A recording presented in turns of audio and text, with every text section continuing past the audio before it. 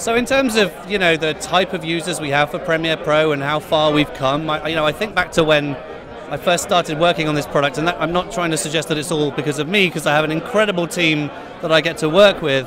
But 5 years ago, we were mainly a tool used by videographers, and we kind of made a decision that we really wanted to move towards the broadcast market and make that the primary focus.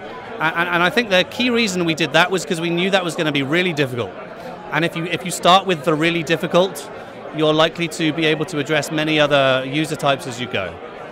I also think we noticed that we were very aware, I should say, of the incredible change at both ends of the distribution spectrum. So all of a sudden, everyone's walking around with an HD camera in their pocket, and all of a sudden the way people are viewing media is changing. So, we're not just sitting in front of a TV anymore, and the acquisition has changed.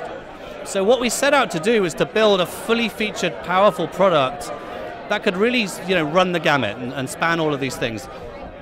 So we were the first, as far as I recall, we were the first editor to say, look, we're going to support everything natively. So shoot on whatever device you like. We're going to be resolution independent. So you've been able to work in 4K and beyond in Premiere Pro for many, many years. And I think that's really important. We really wanted to pioneer those workflows. Bring anything in, edit it, and distribute to any platform. And that's really how we support the explosion at either end of the spectrum. So that's why, I think that's a lot to do with why we've seen such growth. So we initially saw growth in broadcast, and then as distribution and consumption continued to change, we've started seeing really new, interesting, different customers. You said yourself, there's people here who make YouTube content. There's people here who are making film. There's people here who are making more traditional broadcast. So it's been an amazing ride, but it's really exciting to see where we are now in terms of the breadth of use that we have.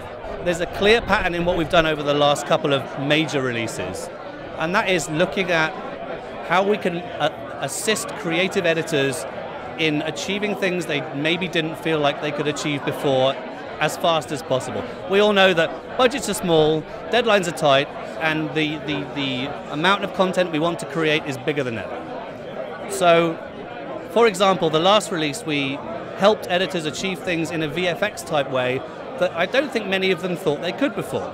So very simple masking and tracking in the NLE with no need to go out to After Effects or a specific VFX package.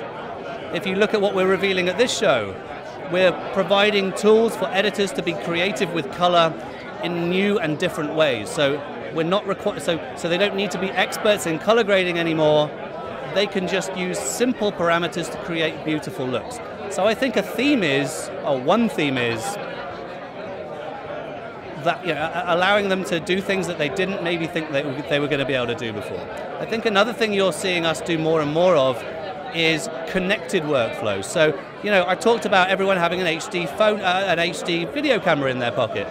You'll see a lot of mobile applications coming from us over the coming months that allow people to be creative, take inspiration from the world around them, and then bring that in a sort of seamless manner into the higher end professional desktop products. So look at Project Candy that we've released, we have not released, the technology preview of Project Candy that we've been talking about this week. Taking color and mood from the world around you and applying it to video, I think that's an extremely interesting thing. So those are some of the directions I think you're going to see us continue to move in.